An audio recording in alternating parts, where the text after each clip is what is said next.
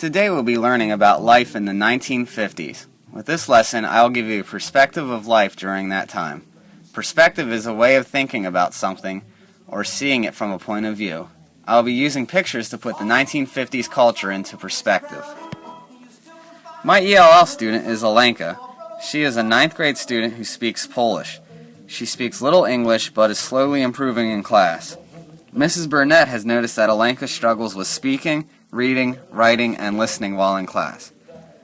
She is of the beginning WIDA proficiency level, or level 2, and that contains general language related to the content areas, phrases or short sentences, oral or written language with phonological, syntactic, or semantic errors that often impede the meaning of the communication when presented with one to multiple step commands, directions, questions, or a series of statements with sensory, graphic, or interactive support. The first term I want to talk about today is the baby boom. It is a time period where many children were born. We can remember baby boom by thinking of the event as an explosion in population size. Soldiers came home from World War II and wanted to start families. Here you can see a stamp detailing the post-war baby boom. The average number of children per family size in the United States before World War II was about 3. But after the baby boom hit, the number went up to 4 children per family. Families were getting larger and people wanted to move away, which brings in Levitt towns. Levitt towns are similarly built houses built away from the city. They are structured the same and are built in lines. Here you can see they are built in straight lines down the road, and in this picture you can see an overview of it all and how they are gridded out.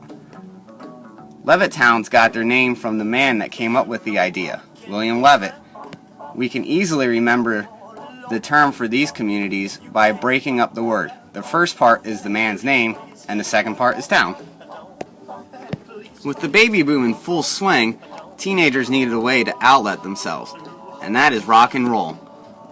Rock and roll is a type of music involving guitar, drums, and singing. It combines rhythm and blues and jazz with elements of country and gospel. Like I said, it was linked to the youth of that time. Elvis Presley, pictured here, was heavily criticized or disapproved from parents because of his music and his dancing. Chuck Berry, another rock and roll musician and who is still alive today at 88 years old, is known for his skills with the guitar and his stage shows. Along with music of the 1950s, technology was also very advanced. Sputnik, pictured here, was the first satellite to orbit Earth, launched by Russia and caused what was known as the space race.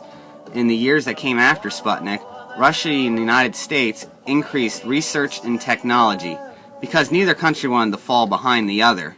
Pictured here is an artist's rendition of Sputnik orbiting Earth, and here is another take on that picture. Bringing on the space race brought on the belief that whichever country was the most advanced would become the new world power. This project has helped me to develop vocabulary teaching skills necessary for all students to be successful in my classroom. I realized after completing this project that visual aids help me to convey my message easier, and they also help the students to visualize history. This project challenged me to incorporate several media to convey vocabulary. Pictures, music, and my voice all work together to convey my vocabulary terms. In the background, I am playing 1950s rock and roll to help set the students in the mindset of that time.